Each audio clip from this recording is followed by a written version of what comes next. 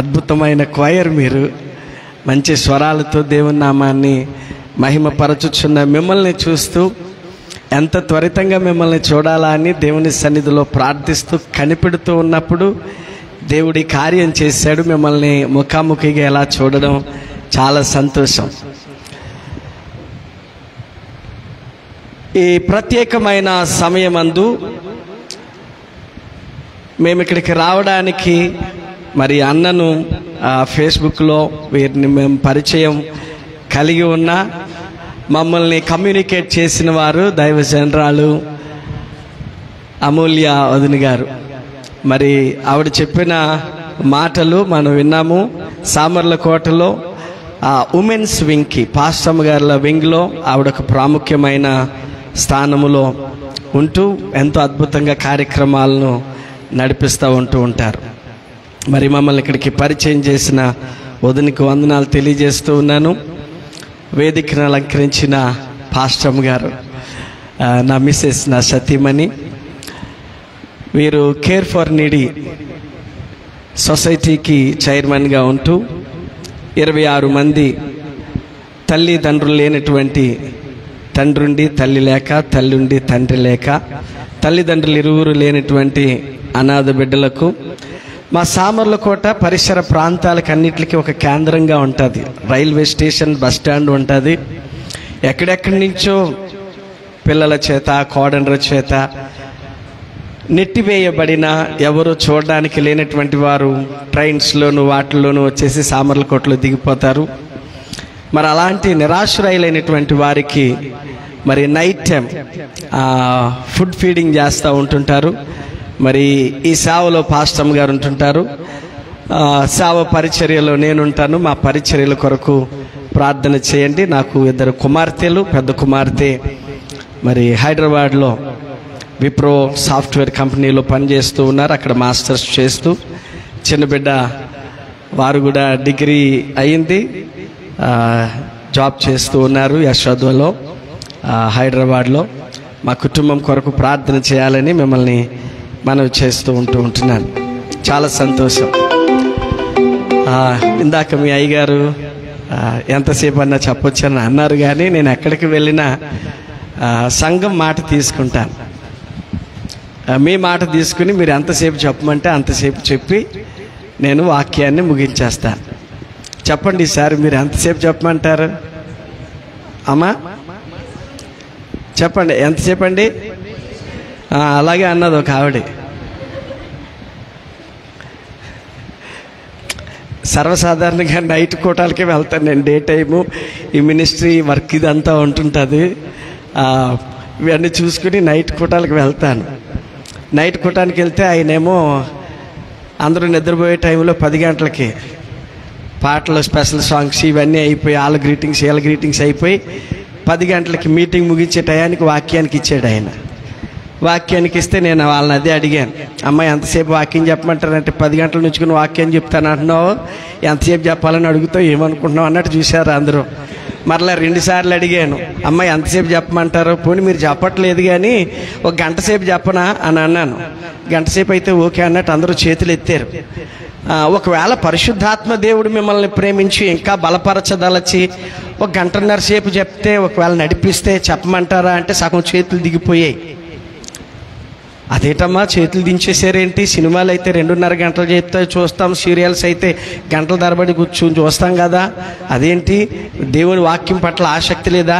చెప్పమంటారా 1.5 గంటన్నర సేపు అని అంటే ఎవరో మాట్లాడరే. ఆఖరికి ఒక ఆవిడ నిలబడి, ఇగో ఈవిడ చెప్పినట్టే అంతే, మీ ఇష్టం వచ్చినంతసేపు చెప్పండి అన్నారు.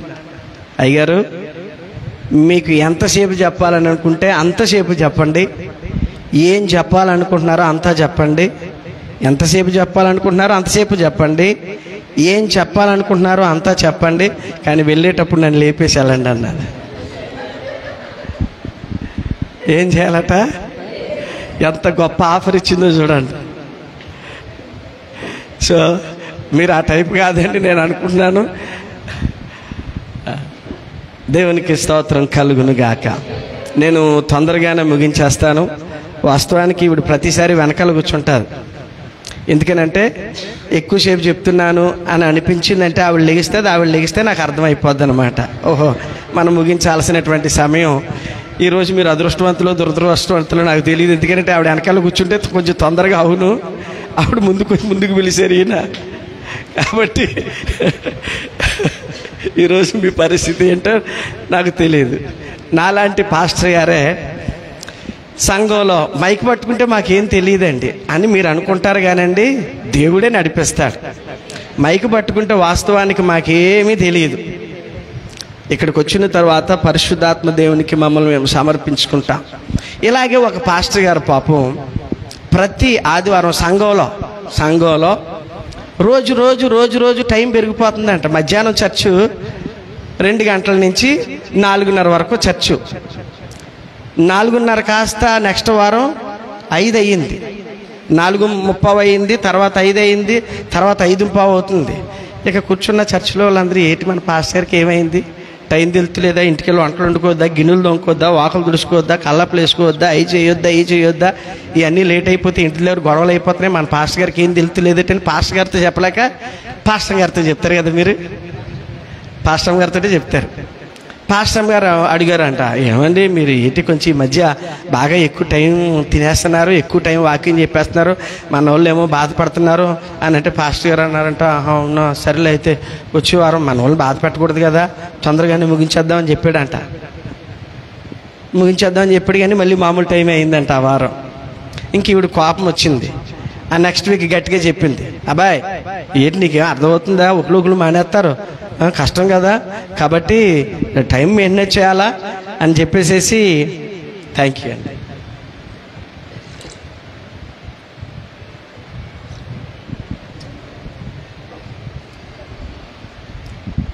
టైం మెయింటైన్ చేయి, టయానికి ముగించేయి, బాగోదు.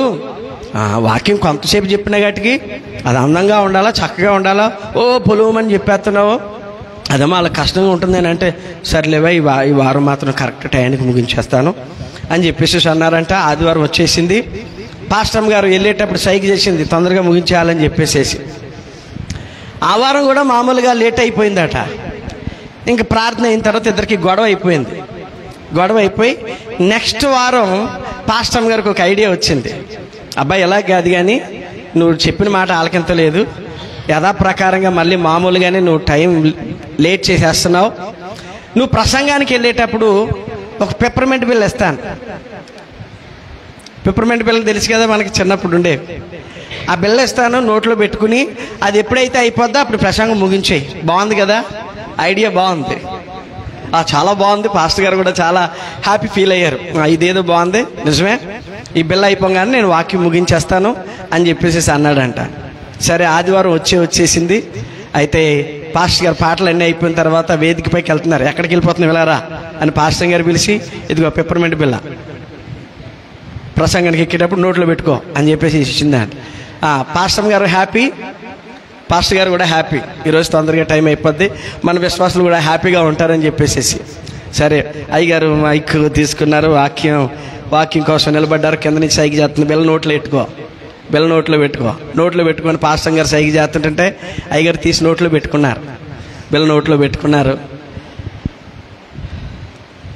పాస్టర్ గారు అనుకుంటున్నారు అయిపోద్దిలే, తొందరగానే అయిపోద్ది, మీటింగ్ అయిపోద్ది అని. ఈయన అనుకుంటున్నాడు బిల్ల నోట్లో పెట్టుకున్నాం కదా, అది అయిపోయిన వెంటనే ఆఫ్ చేసేద్దామని. నేను ఇందాక చెప్పాను కదా, మైక్ పట్టుకున్న తర్వాత మాకేం తెలియదు, యథాప్రకారంగా మరలా అదే టైం అయిపోయింది. ఎంతకీ ఈ బిల్ల అవ్వలేదు, ఆయన ప్రసంగం అవ్వలేదు. తీరా ఏంటనంటే పూర్వకాలం పాస్టర్ గారులు ఉండేవారు కదా, పాపం చాలా పేద పాస్టర్ గారు, చాలా కష్టపడి సేవ చేసేవారు వాళ్ళు. అయితే ఎప్పుడో గృహదర్శనానికి వెళ్ళినప్పుడు ఈ చొక్కా బత్త ఊడిపోయింది, దాన్ని కుట్టమందామని పాస్టర్ గారిని కుట్టమందామని ఈ జోబులో పెట్టుకున్నాడట. ఈ జేబులోంచి పెట్టుకోవాల్సిన పెప్పర్మెంట్ బిల్లేమో ఇందులోనే ఉంది. ఆ బొత్త తీసుకుని నోట్లో పెట్టుకున్నాడు మనోడు. అది కరిగేది లేదు, ఈ ప్రసంగం అవ్వేది లేదు. ఇలా ఉంటుంటుంది, ఇలాంటి అనుభవాలు జరుగుతూ ఉంటుంటాయి. సో చాలా సంతోషం. ఏది ఏమైనా ఈ మొదటి దినం ఇంతమంది రావడం, కూటంలో మొదటి కార్యక్రమంలో ఎంతమందిని చూడడం నాకు చాలా సంతోషంగా ఉంది. మీ పాస్టర్ గారు ఒక నెల క్రితమే ఈ మీటింగ్స్ గురించి చెప్పినప్పుడు నాటి నుంచి నేటి వరకు సంఘంలో మీ గురించినటువంటి ప్రార్థనలు జరుగుతూ ఉన్నాయి.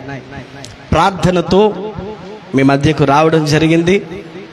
దేవుడు ఈ మీటింగ్స్ ద్వారా, ఈ మీటింగ్స్లో మేము రావడము ద్వారా సంఘంగా మీ కుటుంబాలను, మీ సంఘాన్ని దేవుడు ఆశీర్వదిస్తాడని నేను నమ్ముతున్నాను.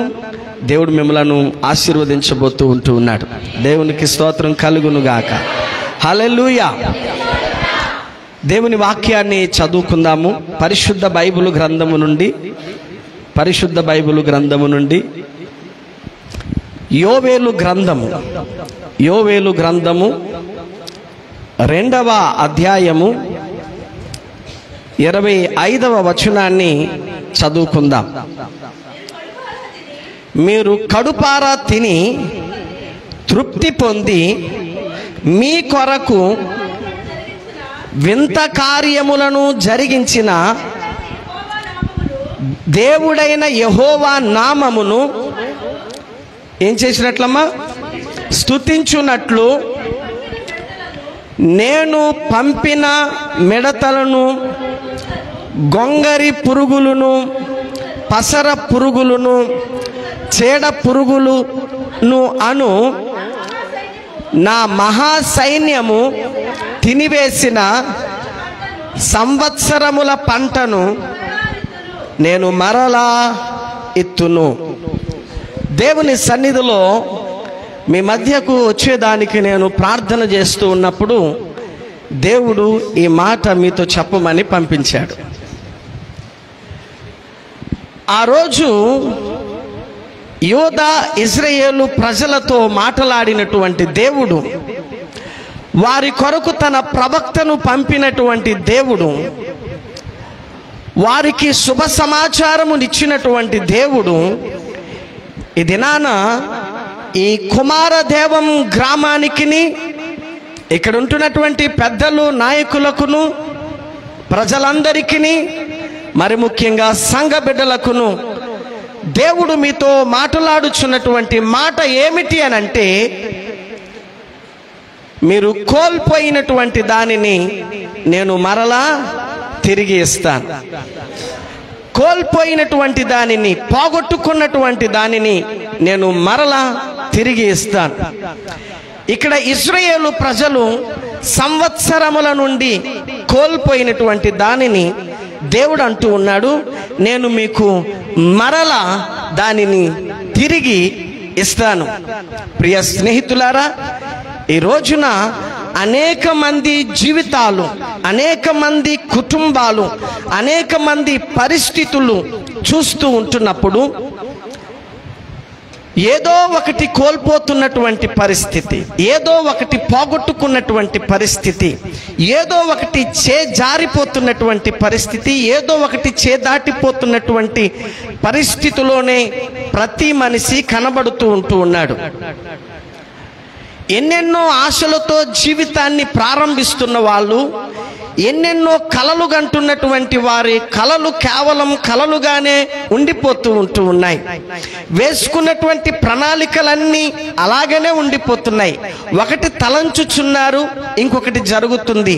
కోరుకుంటున్నటువంటిది పొందుకోలేనటువంటి పరిస్థితిలో నేటి మానవ సమాజము జీవిస్తూ ఉంటుంది. చాలామంది ఆశ పడుతూ మనం ఎన్నో గాలి మేడలు కడుతూ ఉన్నాం. ఆ ఆశను నెరవేర్చుకోవడానికి ఎంతో ప్రయాసపడుతూ ఉంటున్నాం. కానీ దానిని సాధించలేకపోతున్నాం, దానిని పొందుకోలేకపోతూ ఉంటున్నాం. మనం కనినటువంటి కలలు ఒకలాగుంటున్నాయి, కళ్ళ ముందు జరుగుతున్నటువంటి సంగతులు ఇంకొకలాగా ఉంటున్నాయి. రకరకాలైనటువంటి పరిస్థితులు, రకరకాలైనటువంటి విపత్తులు, రకరకాలైనటువంటి ప్రభావాలు మానవుణ్ణి దినదినము దీన అవస్థకు తీసుకుని వెళుతూ ఉంది. ఈ రోజున ఎవరిని చూసినా ఏదో ఒక వేదనతోనే, ఆ వేదనతోనే కనబడుతూ ఉన్నారు. ఒకప్పుడు ఎలాగున్నావు అని అంటే బాగానే ఉన్నాను అని చెప్పేటువంటి వాళ్ళు ఇప్పుడు ఎలాగో ఉన్నావు అని ఎవరినైనా పలకరిస్తే ఏదో ఒక బాధను వెళ్ళబుచ్చడానికే సిద్ధంగా ఉన్నారు, ఏదో ఒక కష్టాన్ని చెప్పుకోవడానికే సిద్ధంగా ఉన్నారు. మీకు ఒక విషయం తెలుసా? ఈ దినాన కష్టాలు చెప్పుకోవడానికి ఎవరు దొరకక ఒక్కొక్కరిగా కుమిలిపోతున్నటువంటి వారు, ఒంటరిగా వేదన చెందుతున్న వాళ్ళు చాలా మంది ఉంటున్నారు. మాకు దగ్గరలో ఏలేశ్వరం అనేటువంటి గ్రామం మీటింగ్కి వెళ్ళినప్పుడు ఒక యవ్వన బిడ్డ పెండ్లయి 3 సంవత్సరాలు అవుతుంది.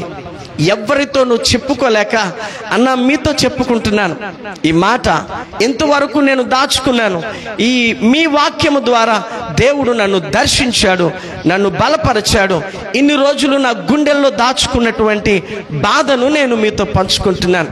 ఆ అమ్మాయి BSc నర్సింగ్ చేసింది. చదువుతూ ఉన్నప్పుడు ఎన్నో కలలు కన్నది. వాళ్ళ అమ్మ వాళ్ళు 10 ఎకరాల పొలం ఉందని, ఒక చదువు సంధ్య లేనటువంటి వ్యక్తికి పరిస్థితులు బాగుంటాయని, అమ్మాయి సుఖపడుతుందని తల్లిదండ్రులు ఆ అమ్మాయిని అతనికిచ్చి పెళ్లి చేసేసారు. ఆ అమ్మాయికేమో ఏదో చదువుకున్న అబ్బాయిని చేసుకుందామని ఆ అమ్మాయికి ఆశ, వీళ్ళకేమో నా కూతురు బాగుంటుందని వీళ్ళ కోరిక. ఎట్టకేలకు పెళ్ళి అయిపోయింది. పెళ్ళైపోయినటువంటి కొన్ని దినాల నుంచి వీడు ఆ అమ్మాయిని అనుమానించడం, తాగి వచ్చి కొట్టడం, రకరకాలు హింసిస్తూ ఉంటుంటే ఆ బాధ తల్లిదండ్రులతో చెప్పుకోలేక, అత్తమామలు ఈ గోడును అర్థం చేసుకోక, కట్టుకున్న భర్తే తనను అనుమానించి హింసిస్తూ ఉంటుంటే ఎవరితోనూ చెప్పుకోలేక ఆ బిడ్డ ఒంటరిగా కుమిలిపోతూ రోజు ఏడ్చేదట. ఈ రోజున ఎన్నెన్ని కలలు కన్నానో నా జీవితం గురించి, కానీ నా జీవితం ఈ రోజున ఎలా అయిపోయింది.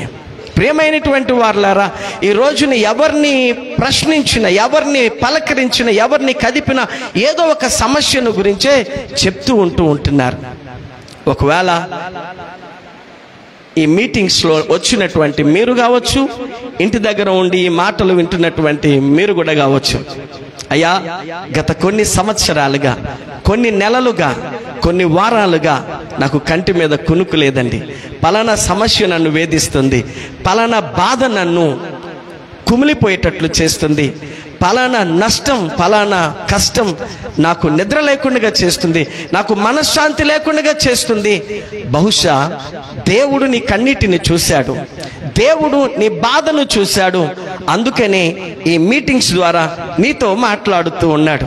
నువ్వు ఏ ఆనందాన్ని కోల్పోయావో, నువ్వు ఏ సంతోషాన్ని కోల్పోయావో, ఏ యొక్క దీవెనను కోల్పోయావో, ఒకసారి ఒక అమ్మాయిని అడిగితే, అంటే ఒక అమ్మాయి చెప్తూ ఉంటుంది, అమ్మా నేను అడిగాను మీటింగ్ ప్రారంభంలో, మీరు ఎవరైనా ఏదైనా కోల్పోయిన వాళ్ళు ఉన్నారా, ఏదైనా పోగొట్టుకున్న వాళ్ళు ఉన్నారా, ఏదైనా ఆశ తీరిన వాళ్ళు ఉన్నారా, లేకపోతే ఏదైనా దాటిపోతున్నటువంటిది ఉందా, ఏదైనా కోల్పోతున్నటువంటి వాళ్ళు ఉన్నారా అంటే ఆ అమ్మాయి చెప్తుంది, అన్న నా జుట్టు రాలిపోతుంది అని చెప్తుంది.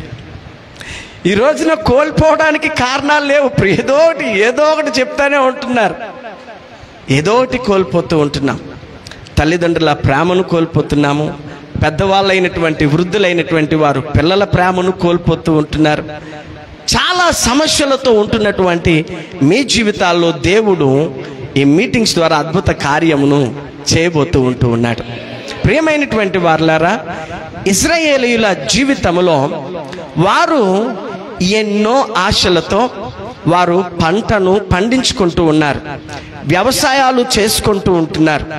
వ్యవసాయాలు చేసుకుంటూ వారు చక్కగా ఆ యొక్క పొలాన్ని దున్ని, నారు పోసి, నీరు పెట్టి, దాన్ని ఊడ్చి, పంటను ఏపుగా వాళ్ళు కావలసినటువంటి సమస్త ఎరువులను సమయోచితమైనటువంటి ఆ సమయములో వాటిని, ఆ పంటను కాపాడుకుంటూ వస్తూ ఉన్నారు.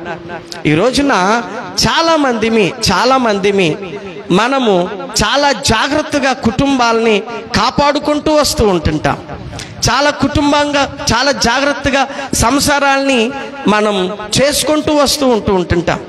వీళ్ళు ఈ వ్యవసాయాన్ని చాలా జాగ్రత్తగా ఈ పొలాలను చూస్తూ ఉంటూ ఉన్నారు. ప్రియమైనటువంటి వారులారా, ఈ పొలాలను వాళ్ళు చేసేటప్పుడు ఆ పంట కోసం వాళ్ళు కష్టపడుతున్నటువంటి కష్టం ఇంత అంత కాదు. ఇక్కడ ఉన్నటువంటి మీలో వ్యవసాయం తెలిసినటువంటి వాళ్ళు ఉండొచ్చు. వ్యవసాయకుడు చాలా కష్టపడతాడు, చాలా కష్టపడతాడు. వ్యవసాయం చేయడానికి చాలా అప్పులు కూడా చేస్తారు. ఒక్కొక్కసారి భార్య మెడలో ఉన్నటువంటి మంగళసూత్రాన్ని కూడా తాకట్టు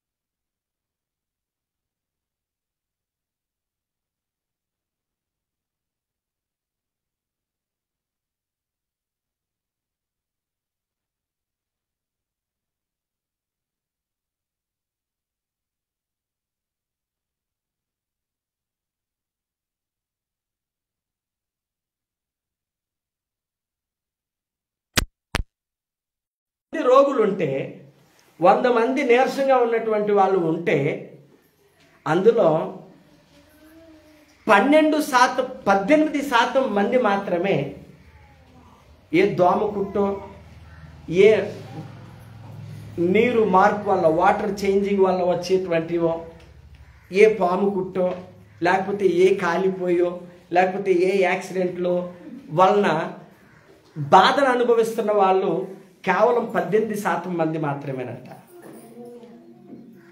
మిగతా 82% మంది హాస్పిటల్లో ఉన్న వాళ్ళు ఎందుకు నీరసం అయిపోతున్నారో తెలుసా? డాక్టర్స్ ఏమంటున్నారంటే మనోవేదనతో నీరసం అయిపోతున్నారు.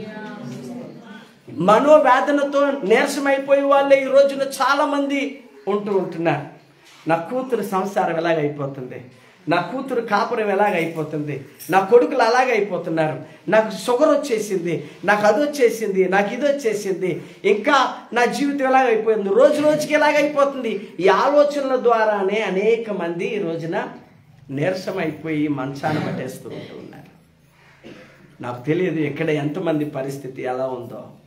ఎంతకాలం నుంచి కష్టం మీద కష్టం, దెబ్బ మీద దెబ్బ తగులుతూ, బాధ మీద బాధ తగులుతూ ఎంతమంది బాధపడుతున్నారు నాకు తెలియదు. కానీ నా ప్రభువు మీతో చెప్పమన్న మాట, వారు కోల్పోయినటువంటి దాన్ని నేను మరలా తిరిగిస్తానని చెప్పి ఒకసారి చప్పట్లు కొడుతూ దేవుని నామాన్ని నా ప్రియమైనటువంటి బిడ్డలతో చెప్పు, నా కుమారుడా, కుమారదేవం గ్రామంలో ఉన్నటువంటి నా బిడ్డల కన్నీళ్లను నేను చూశాను. బాధ మీద బాధ, అవమానము వెంబడి అవమానము, అనుమానము వెంబడి అనుమానము, కష్టాల వెంబడి కష్టాలతో కృంగిపోతున్నటువంటి నా ప్రజలతో చెప్పు, నా పిల్లలతో చెప్పు, వాళ్ళు కోల్పోయిన ఆనందాన్ని నేను మరలా తిరిగిస్తాను. చెప్పండి, how many of you want to see the joy and rejoiceness? మీ జీవితాల్లో ఎంతమంది నేను కోల్పోయిన ఆనందాన్ని, నేను కోల్పోయిన సంతోషాన్ని, కోల్పోయిన ఆరోగ్యాన్ని, కోల్పోయినటువంటి దీవెన మునుపటిలాగా నా జీవితం ఆనందంగా ఉండాలయ్యా. పెళ్లికి ముందు నేను ఎలా ఉండేదాన్నో, నేను చిన్నప్పుడు ఎలా ఉండేదాన్నో, యవన ప్రాయంలో ఎలా ఉండేవాన్నో, కొన్ని సంవత్సరాల క్రితం ఈ సమస్య నాకు రాకముందు, ఈ అప్పులు నాకు లేకముందు, ఈ బాధలు నాకు లేకముందు నేను ఎంతగా ఉంటూ ఉండేటువంటి వాడిను.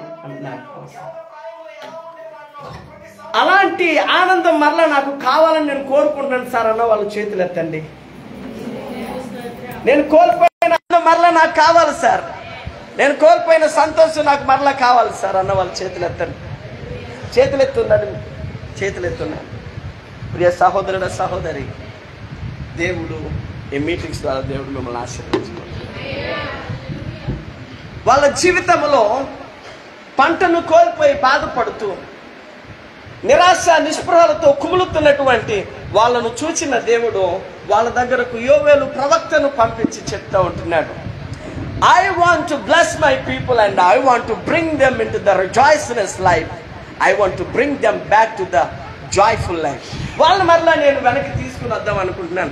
గతంలో ఎలాగ ఆనందించేవాళ్ళు, గతంలో ఎలా సంతోషించేవాళ్ళు, గతంలో ఎలా ఆరోగ్యంగా ఉండేవాళ్ళు, గతంలో ఎలాగ భార్య భర్తలు అన్యోన్యంగా ఉండేవాళ్ళు, గతంలో వాళ్ళు ఎంత సంతోషంగా ఉండేవాళ్ళు, పిల్లలతో పిల్ల పాపలతో ఎలా సంతోషంగా ఉండేవాళ్ళు, ఏ చిక్కులు చికాకులు లేకుండా ఎలా ఆనందంగా వాళ్ళ దాంపత్య జీవితం, సంసార జీవితం, కుటుంబం కొనసాగేదో అలాగ నేను మరలా వారిని ఆశీర్వదిస్తానని చెప్పు అని యోవేలు ప్రవక్తను తీసుకొని వాళ్ళ దగ్గరకు పంపించాడు. The same way God was sent me here to bless you all. మిమ్మల్ని అందరినీ ఆశీర్వదించడానికి దేవుడు తన దేన సేవకుడైన నన్ను ఈ ప్రాంతానికి పంపించాడు. మీ సేవకులకు మీ గురించి భారాన్ని. సో ఇందాక మీరు చెప్పారు కదా, అయ్యా నేను కోల్పోయిన ఆనందం, నేను కోల్పోయిన సంతోషం, నాకు ఆనందం చూద్దామనుంది, నాకు సంతోషం చూద్దామనుంది, అప్పులు బాధ లేనిటువంటి ఆనందమయమైన జీవితం నాకు చూడాలని ఉంది, ఏ గొడవ గోళ లేకుండా ఉన్నటువంటి జీవితం నాకు చూడాలని ఉంది, మొన్నటి వరకు బాగానే ఉండేటువంటి నా జీవితంలో వచ్చినటువంటి ఈ నీరసం లేకుండా డాక్టర్లు తగ్గదన్నారండి, జీవితాంతం మందులు వాడాలనే అన్నారు, రోజు రోజు క్షీణించిపోతున్న నా జీవితంలో ఈ బలహీనత పోయి నాకు ఆనందం చూడాలని ఉంది అని చేతులెత్తినటువంటి మీ జీవితాలకు 3 విషయాలు ప్రభు చెప్పమన్నాడు. ఇది చేస్తే మీ జీవితాల్లో మీరు కోల్పోయిన ఆనందాన్ని చూస్తారు. యోవేలు ప్రవక్తను పంపి దేవుడు తన ప్రజలతో మాట్లాడుతున్నాడు. If you want to bring back your life in to the joyful life, నీ జీవితం మరలా తిరిగి ఆనందించేటట్లుగా నువ్వు చూడాలి అని అనుకుంటే గనక 3 విషయాలు చేయాలి. 3 విషయాలు చేయాలి. దాన్ని మనం చూద్దాము. 1వ అధ్యాయము 14వ వచనాన్ని. ఎందుకు దైవజనులంగా మేము ఉపవాసం ఉండమని చెప్తాం? సంవత్సరం ఉపవాస కూడికలు ఎందుకు పెడతాం? చదవండి 14వ వచనం. చాలండి ప్రియమైనటువంటి వారులారా, ఈ దినం వరకు, ఈ రోజు వరకు సమస్యల నడుమ నలిగిపోతున్నటువంటి వారులారా, కష్టాల మధ్య కృంగిపోతున్నటువంటి వారులారా, దేవుడు మీ జీవితాల్లో ఆశీర్వాదాన్ని అనుగ్రహించాలి అని అంటే విశ్వాస జీవితంలో, సంఘములో, కుటుంబంలో ఏం జరగాలో తెలుసా? ఉపవాసము ఉండాలి. ఉపవాసము ఉండాలి. దేవునికి ఇంపైనటువంటి నైవేద్యము, దేవుని మనస్సు మార్చేది, దేవుని సన్నిధిని మన పైన నిలవబెట్టేటువంటిది, దేవుని యొక్క దృష్టిని మన మధ్య కేంద్రీకరింప చేసేటువంటిది ఏంటో తెలుసా? ఉపవాస ప్రార్థన. ఉపవాస ప్రార్థన. ఇప్పుడు ఇంత బుద్ధిమంతుడిగా ఉన్నటువంటి నేను, బుద్ధిమంతుడిగా కనబడుతున్నటువంటి నేను మీరు అనుకున్నంత మంచివాడిని కాదు. నా యవన ప్రాయంలో నా చిన్ననాటి జీవితం చాలా భయంకరమైనటువంటి జీవితం. నేను పుట్టిన 3వ నెలకే మా నాన్నగారు ఒక లారీ యాక్సిడెంట్లో చనిపోయారు. నాకు 4 అక్కలు, ఒక అన్నయ్య. మా అమ్మ మంచి యవన ప్రాయంలో మా నాన్నగారు చనిపోయాడు. మాది చాలా పేద కుటుంబం, చాలా దీన కుటుంబం. మా ఊర్లో మేమే దరిద్రులం, మాకంటే దరిద్రులు ఇంకెవరు లేరు. సో నాన్న చనిపోయినటువంటి ఆ లోటు నాకు తెలియకుండా చాలా గారాబంగా పెంచారు, చాలా గారాబంగా పెంచారు. ఆ గారాబంలో నేను చాలా భయంకరమైనటువంటి వ్యక్తిగా తయారయ్యాను. చాలా భయంకరమైనటువంటి వ్యక్తిగా తయారయ్యాను.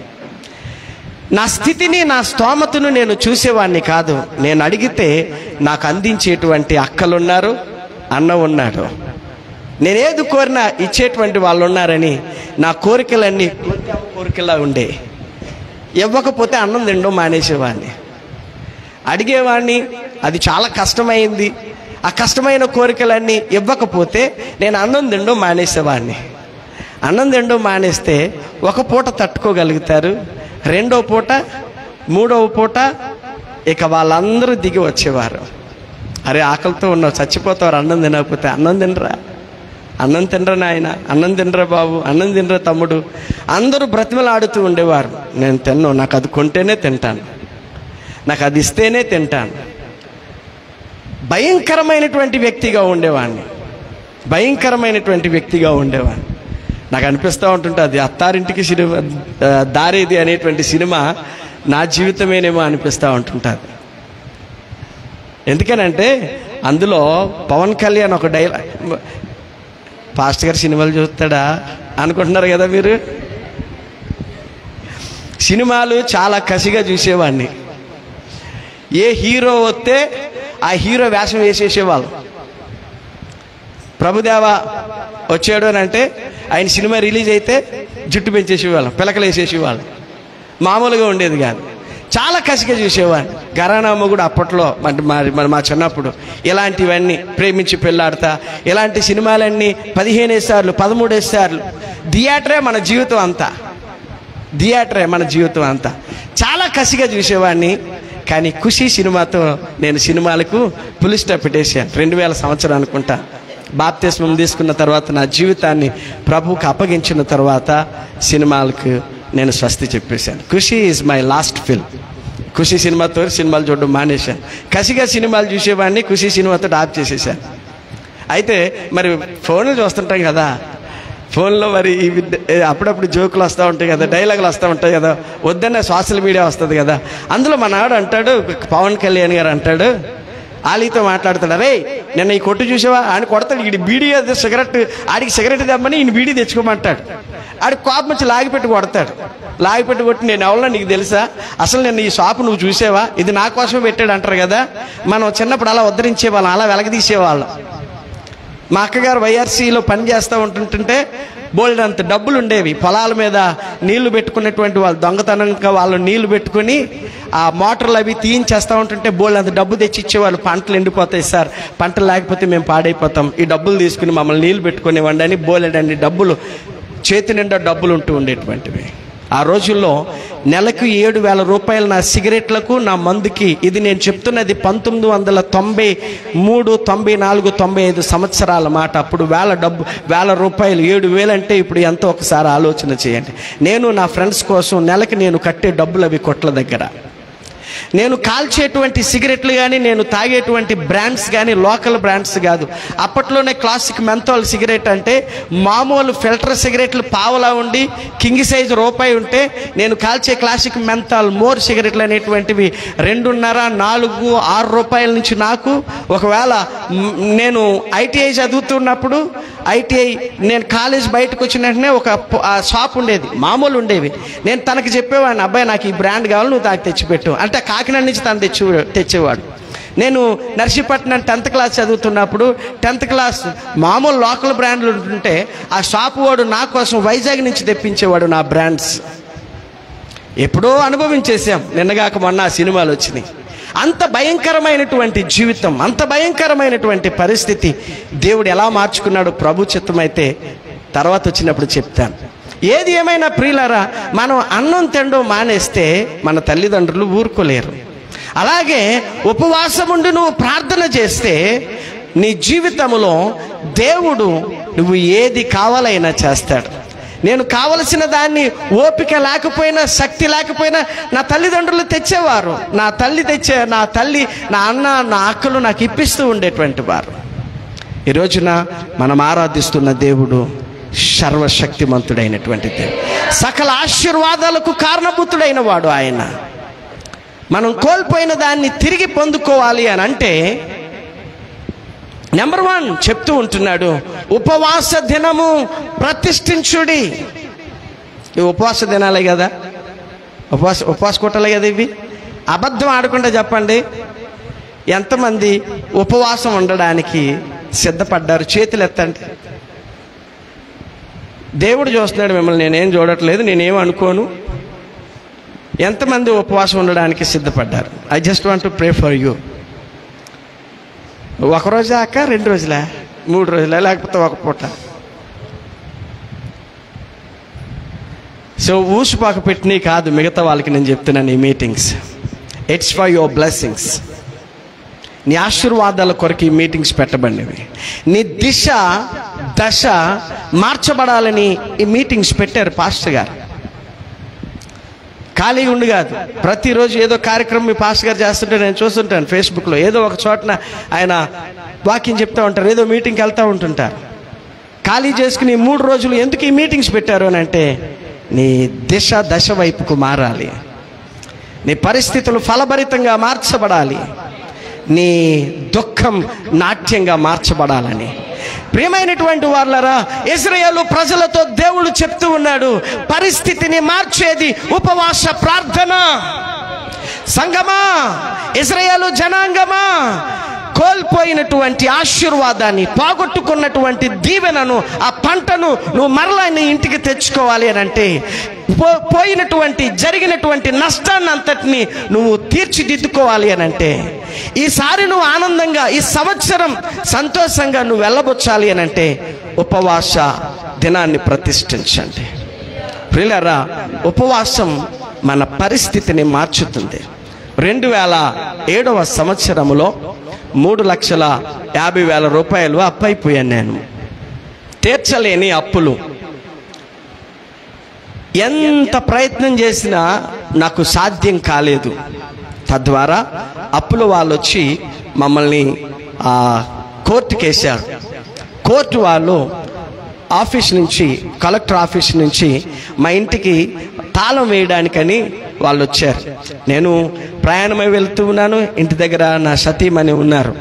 ఈ జరిగిన పరిస్థితిని చూసి ఆమె వెంటనే నాకు ఫోన్ చేసింది. ఎవరో వచ్చారండి, మనల్ని ఇల్లు ఖాళీ చేసేయమంటున్నారు, ఇంటికి తాళం వేసేస్తారంట, ఉన్నపాటున ఇల్లు ఖాళీ చేసేయమంటున్నారంటే నేను మరలా కంగారు పడి వెనక్కి వచ్చాను. వాళ్ళతో నేను మాట్లాడుతూ ఉన్నాను. నేను వాళ్ళతో మాట్లాడుతున్నాను, సార్ తీర్చేస్తాము, మాకు టైం ఇవ్వండి, ఒక 1 రోజులు టైం ఇవ్వండి, మేము తీర్చేస్తామని. అంటే వాళ్ళు అన్నారు, 3 సంవత్సరాల నుంచి తీర్చలేనుడు 1 రోజులు ఎలా తీరుస్తావు నువ్వు? ఆ టయాన్ని కాపాడుకోవడానికి చాలాసార్లు చెప్తా ఉంటుంటాం కదా. నేను ఫైనాన్స్ చేసేవాడిని. ఫైనాన్స్ చేస్తూ ఉన్నప్పుడు ఇలాంటివన్నీ మనకు అలవాటే. ఈ వారం గట్టపోతే వచ్చే వారం గడేస్తానండి, వచ్చే వారం గట్టపోతే పై వచ్చే వారం తప్పకుండా గడేస్తానండి. ఒక ఆవిడ భోగాపురం అని ఊరు ఉండేది. ఆ ఊరిలో మొత్తం నా లైన్ అంతట్లోనూ కష్టమైన ఊరు ఏదైనా ఉందంటే ఆ ఊరే. ఆవిడ ఎంత ఏడిపించేదంటే, పద్దు తీసుకోవడానికేమో కాళ్ళ మీద పడిపోయేది, పద్దు కట్టించడానికి ఆవిడ కాళ్ళ మీద పడి బతిమలాడించుకునేది. ఇదిగో గడేస్తారండి, అదిగో గడేస్తారండి, ఈ కాలు కదండి చేతులని. ఇది ఇక్కడ హార్న్ కొడుతుంటే, ఈ వీధులు హార్న్ కొడతాం కదా, 4 ఈదులు దాటి పారిపోయేది. ఆ ఈదికి వెళ్ళినప్పుడు మనిషి ఉండేది కాదు. చాలా కష్టం అయిపోయేది కదా. ప్రియమైనటువంటి వారలారా, ఇశ్రాయేలీయుల జీవితంలో దేవుడు చెప్తా ఉన్నాడు, ఉపవాసం ఉండండి మీరు, ఉపవాసం ఉండండి మీరు, ఉపవాస దినాన్ని ప్రతిష్ఠించండి. వాళ్ళతో నేను చాలాసార్లు చెప్పాను, చాలాసేపు బ్రతిమలాడాను, సార్ అవకాశం ఇవ్వండి, అవకాశం ఇవ్వండి. అప్పటికి నా పిల్లలు చాలా చిన్నవాళ్ళు, బహుశా 3 సంవత్సరాల ప్రాయంలో నా పిల్లలు ఉన్నారు, 3-2 సంవత్సరాల ప్రాయంలో నా పిల్లలు ఉన్నారు, చిన్న పిల్లలు. చాలాసేపు బ్రతిమలాడగా అతను అన్నాడు, ఆఫీసర్ అన్నాడు, ఎందుకనయ్యా నిన్ను చూస్తే జాలేస్తుంది, నువ్వు చిన్నోడివే, నీ పిల్లలు చిన్నోళ్ళే, నువ్వు అడిగినట్టు 1 రోజులు టైం ఇస్తాను, మేము ఏదోలాగా మేము చెప్తాం, గవర్నమెంట్కి మేము ఏదోలా చెప్తాం, 1 రోజుల్లోనూ తీర్చేయాలి సుమా, 1 రోజుల్లోనూ తీర్చేయాలి, అది దాటితే మేమేం చేయలేం అని చెప్పి అవకాశం ఇచ్చి వెళ్ళిపోయారు. 1 రోజుల్లో అంత అప్పు ఎలా తీరుతుంది? ఎవరి వలన అవుతుంది? వీధిలో వాళ్ళందరూ చక్కగా ఫ్రెష్ మీట్ అయిపోయింది, ఆనందబాబు జీవితం అయిపోయింది, బడా అయిపోయింది, వాళ్ళు వచ్చారు, వీళ్ళు వచ్చారు, అది ఇది రకరకాల డైలాగులు అన్నీ అయిపోయినాయి. ఏం చేయాలి? చేసే గత్యంతరం ఏమీ లేదు. మనుషుల వైపు చేయి చాపాం, ఎవరు ముందుకు రాలేదు. ఇక ఫైనల్గా మనకున్నవాడు, మనల్ని ఆదుకునేవాడు, మనల్ని ఆదరించేవాడు అవమానం మధ్య కృంగిపోతూ బయటికి రాకుండా ఇంట్లో తాళం వేసి తలుపులు వేసేసుకుని నేను నా భార్య దేవుని సన్నిధిలో మొరపెట్టడం ప్రారంభించాం. అన్నం మీద ఉండేది కాదు, అలాగా సరదాలు సోకుల మీద ఉండేది కాదు. 1 రోజుల్లో ఎంత అప్పు ఎలా తీరుతుంది? ఎవరు తీరుస్తారో? దేవుడు ఒక్కడే ఆధారం, దేవుడు ఒక్కడే సహాయకుడు. ఆయన సన్నిధిలో ప్రియులారా మేము ప్రార్థన చేస్తూ బయట ప్రపంచంతో మేము పెట్టుకోలేదు, దేవునితో పెట్టుకున్న మా పంచాయతీ, దేవునితో పెట్టుకున్న మా సంబంధం, దేవుని సన్నిధిలో కన్నీరు కార్చి ప్రార్థించడం మొదలు పెట్టాం. 4 రోజులు టైం పెట్టిన వాడిని 21 రోజులకు నా 3 లక్షల అప్పు నేను తీర్చడానికి దేవుడు కృప చూపించాడు. ఒకసారి గట్టిగా చప్పట్లు కొడుతూ దేవుని నామాన్ని మహిమపరచుదాం. ఉపవాస ప్రార్థనకు సాధ్యం కానిది లేదు. ఇంతవరకు ఎందుకు నష్టపోయేవో నాకు తెలియదు, ఇంతవరకు ఏ వేదన నిన్ను వేధించిందో నాకు తెలియదు, ఇంతవరకు ఎవరు నీ మీద పగబట్టారో నాకు తెలియదు, ఇంతవరకు ఎంత నష్టపోయావో నాకు తెలియదు. కానీ ఈ సంవత్సరం ఉపవాస ప్రార్థనలో నువ్వు ఖచ్చితంగా 3 దినాలు ఉపవాసం ఉండి ప్రార్థన చేయగలిగితే, దేవునితో పెనుగులాడగలిగితే, దేవుడు నీ జీవితంలో అద్భుత కార్యం చేయబోతున్నాడు. ఆశ్చర్య రీతిగా నిన్ను నీ ప్రజల ముందు, నీ కుటుంబములో ఉంచబోతూ ఉన్నాడు. ఫ్రెండ్స్, ఆ దేవుడు గొప్పవాడండి. గతి లేని నన్ను ఈ రోజున గగన తలంలోనే తిప్పుతూ ఉంటాడు. కాళ్ళకు చెప్పులు లేక చాలా కాలం తిరిగేవాడిని, గాలికి తిరిగేవాడిని. ఈరోజు దేవుడు నన్ను గాలిలోనే తిప్పుతూ ఉంటూ ఉన్నాడు. ఎందుకు పనికిరాని అనామకులను ఆశీర్వదించగలిగిన దేవుడు నా దేవుడు. మనం నమ్మగలిగితే, ఆయన సన్నిధిని ఉపవాసం ఉండి ప్రార్థన చేయగలిగితే తీరనటువంటి కోరిక లేదు, జరగని కార్యము లేదు. ఆయన అంటూ ఉన్నాడు, నాకు అసాధ్యమైనది ఏదైనా ఉన్నదా? మనుషులకు సాధ్యం కాదు, కానీ నా దేవునికి సాధ్యం. నా దేవుడు నీతో చెప్తూ ఉన్నాడు, నీ జీవితంలో అది సాధ్యం చేస్తానని. ఉపవాసం ఉండగలిగితే కాపురం కట్టబడుతుంది, కుటుంబం దీవెనకరంగా తీర్చిదిద్దబడుతుంది, పరిస్థితులన్నీ ఫలభరితంగా మార్చబోతున్నాయి. ఉపవాస దినాన్ని ప్రతిష్ఠించాలి. ఉపవాసం ఊసిపోక ఉండేటువంటిది కాదు, ఉపవాసం పేరుకు ఉండేటువంటిది కాదు, ఉపవాస మీటింగ్స్ అంటే ఏదో సంవత్సరం పెట్టుకునేటువంటిది కాదు. ఉపవాస ప్రార్థనలు మన దిశను దశను మార్చేటువంటి ప్రార్థనలు. ఈ రోజున ఇది తెలియక ఏదో వాడుక చొప్పున ఆచారపరంగా ఉపవాస మీటింగ్లు అంటే 3 రోజులు మా చర్చిలో, మా చర్చిలో 3 రోజులు ఉపవాస కూటాలు అంటే ఏంటో నువ్వు రుచి చూసావా ఎప్పుడైనా? ఉపవాసం ఉంటే ఆ రుచిని నువ్వు చూడగలుగుతావు. ఉపవాసం అంటే ప్రియమైనటువంటి వారలారా, దేవుని సన్నిధిలో తదేకంగా ఆయనను చూడడం. చాలామందికి ఉపవాసం అంటే ఏంటో తెలియదు. ఉపవాసం అంటే ఇప్పుడు మనకు 3 గంటలకి టైం అయిపోద్ది కదా, ఇంటికి వెళ్ళిపోతాం, తినేస్తాం, మరలా సాయంకాలం 6 గంటలకు వస్తాం, మళ్ళీ మీటింగ్ 10 గంటలకు అయిపోద్ది, మరలా వెళ్ళిపోతాం. మా చర్చిలో నేను నేర్పించింది ఏంటంటే 3 దినాలు నువ్వు మందిరంలోనే ఉండాలి, 3 దినాలు దేవునితో పెనుగులాడుతూనే ఉండాలి. దేవుడు గొప్ప కార్యాలు చేస్తూ ఉన్నాడు. ఒకరోజున ఒక పాస్టర్ గారు చెప్పాడు, కాకినాడలో మీటింగ్స్ జరుగుతున్నాయి. ఆ పాస్టర్ గారు అందరినీ ఆహ్వానిస్తే ఒక కుటుంబం ఏం చేసింది అని అంటే, ఎలాగా 3 రోజులు ఆ మీటింగ్స్కి వెళ్ళాలి, నేను ఒక్కడిని వెళ్ళొచ్చేనా అని అంటే భార్య అన్నది, నేను కూడా వస్తాను. మనం మీటింగ్కి వెళ్ళాలంటే ఒకళ్ళని ఇంటి దగ్గర పెట్టి ఒకళ్ళు ఇక్కడికి వస్తూ ఉంటుంటాం, పిల్లలనేమో కాలేజీలకు పంపిస్తుంటుంటా. ఉపవాస మీటింగ్స్ అంటే సంవత్సరానికి ఒకసారి పెట్టుకునే కాదు, కుటుంబ సమేతంగా దేవుని సన్నిధిలో గడపవలసినటువంటివి ఉపవాస ప్రార్థనలు. ఉపవాస ప్రార్థనలో ఒక ప్రత్యేకమైనటువంటి దేవుని కనికరం ప్రతి ఒక్కరి మీద దిగుతూ ఉంది. అందులో నీ భర్త ఉండాలి, నీ పిల్లలు ఉండాలి, నీ కుటుంబం ఉండాలి. ఆ దీవెన వర్షములో మీరు తడవాలి, మీ భవిష్యత్తులు దీవెనకరంగా మార్చబడతాయి.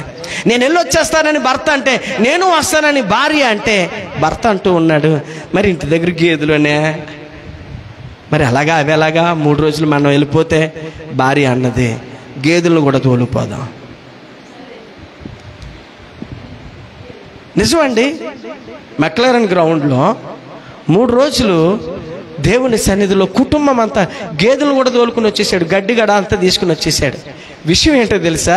ఆ 3 రోజుల ఆ పాలు టీ పెట్టి వచ్చిన పాస్టర్ గారులకి, దైవజనులకి అందరికీ పాలు ఇచ్చేసాడు.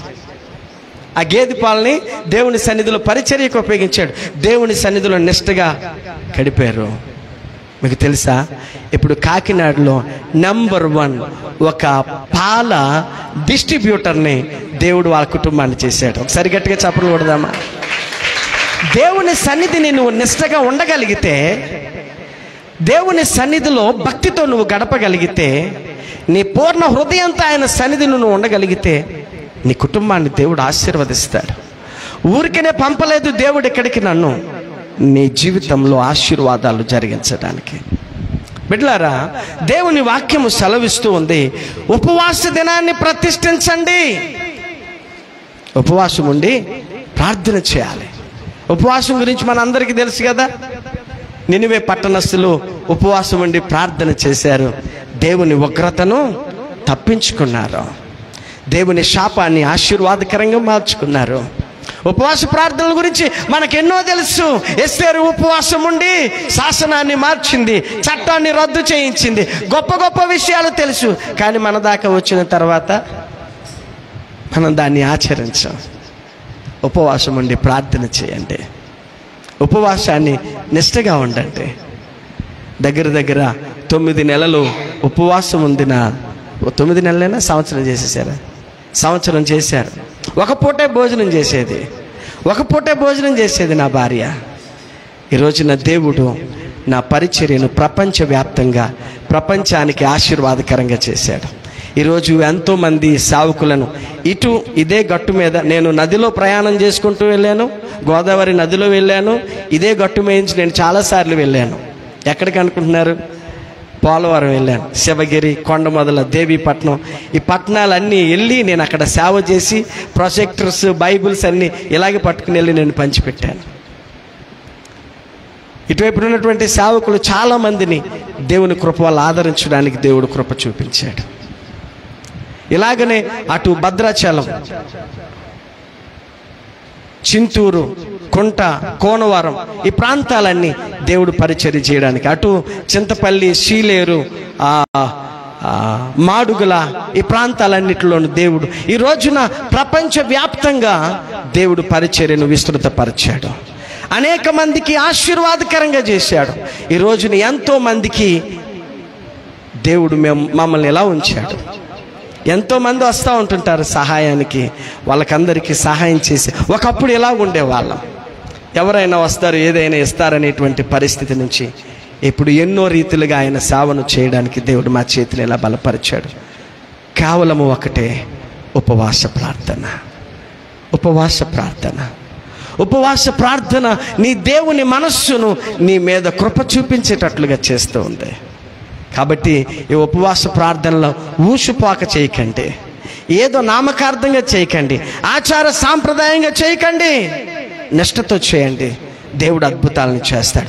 రెండవ విషయం దేవుడు అంటూ ఉంటున్నాడు. రెండవ విషయం చదవండి, 14 వచ్చిన 2వ లైన్ చదువు నాన్న. యెహోవాను బతిమాలుకొనుటకై. చాలండి. రెండవ పాయింట్ ఏంటంటే, మనం కోల్పోయినటువంటి ఆనందాన్ని, కోల్పోయినటువంటి సంతోషాన్ని, నీ ఆశను నువ్వు అనుభవించడానికి చేయవలసినటువంటి రెండో విషయం ఏంటంటే, యెహోవాను బతిమలాడుకొనండి. యెహోవాను ఏం చేయాలటండి? యెహోవాను ఏం చేయాలి? బ్రతిమలాడాలి. ఎంతమంది, how many of you here to please God? ఎంతమంది దేవుణ్ణి బ్రతిమలాడుతున్న వాళ్ళం ఉన్నామండి? ఈ రోజున మనుషుల్ని బ్రతిమలాడుతున్న వాళ్ళు చాలామంది ఉన్నారు. వారపు వడ్డీల వాళ్ళని, నాయకులను, అధికారులను, ఓనర్స్ని, వీధిలో ఉన్నటువంటి వాళ్ళని, ఆ మనిషి ఏదో ఇస్తుందని ఆ మనిషి 100కి 4 రూపాయలకు వడ్డీకి ఇచ్చేవాళ్ళని, 5 రూపాయలకి వడ్డీకి ఇచ్చేవాళ్ళని, 10 రూపాయలకు వడ్డీకి ఇచ్చేవాళ్ళని, నువ్వు 10 రూపాయలు వడ్డీ కట్టడానికి నువ్వు వాళ్ళని బ్రతిమలాడుతూ ఉన్నావు. ఈ రోజున ఎంతమందిని బ్రతిమలాడుతూ ఉంటున్నామో కదా. నేను చెప్పాను కదా, చీట్ కావాలి అని అంటే కాలుకి అడ్డం పడిపోయేది ఆవిడొచ్చి. జీవితంలో ఆవిడకి ఎవ్వరికైనా ఇవ్వచ్చు కానీ డబ్బులు ఆవిడకి ఇవ్వకూడదు అనుకునేవాడిని. ఒకసారి గట్టిగా స్ట్రాంగ్గా నేను డిసైడ్ అయిపోయాను, ఇక నీ పద్దు ఏమన్నా నీ పుస్తకం కొట్టేసాను, మళ్ళీ నువ్వు నాకు కనపడకన్నాను.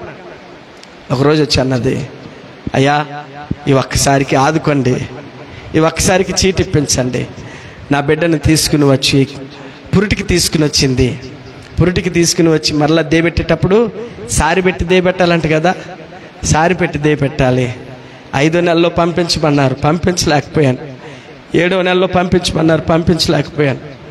9వ నెలలో నన్ను పంపించకపోతే ఊర్లో వాళ్ళందరూ ఒక్కొక్కలాగా ఆడిపోసుకుంటున్నారు. అయ్యా ఇవి చేతులు కాదు కాళ్ళు అనుకుని నాకు ఈ పద్దు రాయి. ఏడ్చింది, బ్రతిమలాడింది, నన్ను వెళ్ళనివ్వలేదు. జీవితంలో నీకు పద్దు రాయని అన్నవాడిని. ఆవిడ కన్నీళ్ళను చూసి కరిగి మరలా డబ్బులు ఇచ్చాను. ఒక మనిషి హృదయమే ఎంత కరిగితే నా దేవుని హృదయం ఇంకెంత కరుగుతూ ఉంది. ఒక మనిషి ఎంత ఇవ్వగలడండి? ఒక మనిషి ఏది ఇచ్చినా స్వార్థంతోనే ఇస్తాడు. స్వార్థం లేని నిస్వార్థపరుడు నా యేసయ్య. ఒక్కసారి ఆయన ఇవ్వడం ప్రారంభించాడు అని అంటే ఎప్పటికీ ఆయన చెయ్యి ఆగదు, ఎప్పటికీ ఆయన చెయ్యి వెనక్కి లాగదు. ఆయన చేతులని నాదుకోవాలని ఆయనను బ్రతిమలాడడం మంచిదా? 100 రూపాయలు ఇచ్చి 100కి 10 రూపాయలు వడ్డీ తీసుకునే వాళ్ళని బ్రతిమలాడడం మంచిదా? ఉచితంగా ఆయన నీకు ధారాళంగా దీవెనలు ఇచ్చేటువంటి దేవుడు, ఆయనను బ్రతిమలాడుతున్న వాళ్ళం ఎంతమందిమి? శుక్రవారం ఇక్కడ ఉపవాస ప్రార్థనలు జరగచ్చు, లేకపోతే చర్చిలో ఎన్నిసార్లు కూటాలు జరుగుతూ ఉంటుంటాయో.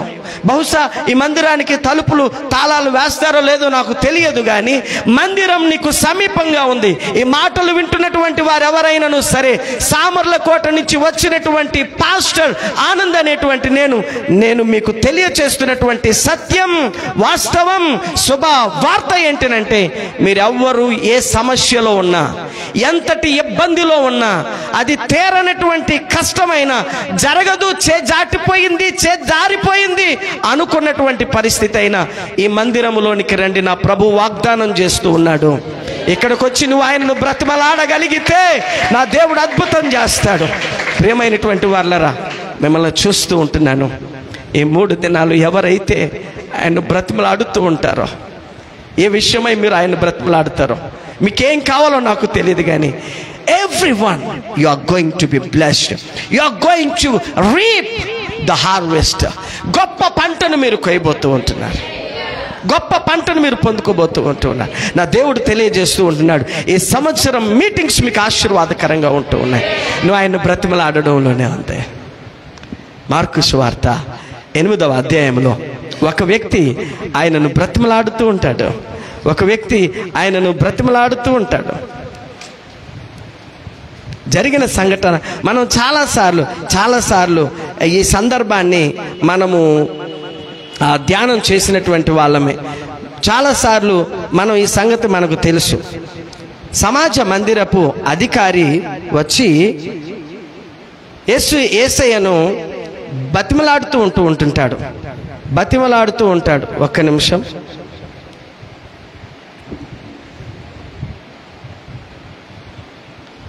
ఐ థింక్ మత్తయి సువార్త 8వ అధ్యాయమా? ఒక్క నిమిషం.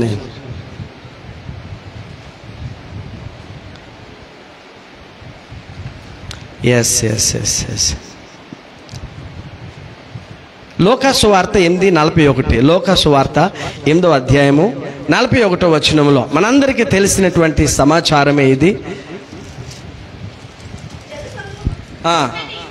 అంతటా ఇదిగో సమాజ మందిరపు అధికారి అయిన యాయిరు అను ఒకడు వచ్చి యేసు పాదాల మీద పడి ఇంచుమించు 12 ఏళ్ల ఈడు గల తన ఒక్కతే కుమార్తె సావ సిద్ధముగా ఉన్నది గనుక తన ఇంటికి రమ్మని ఆయనను బతిమాలుకొనెను.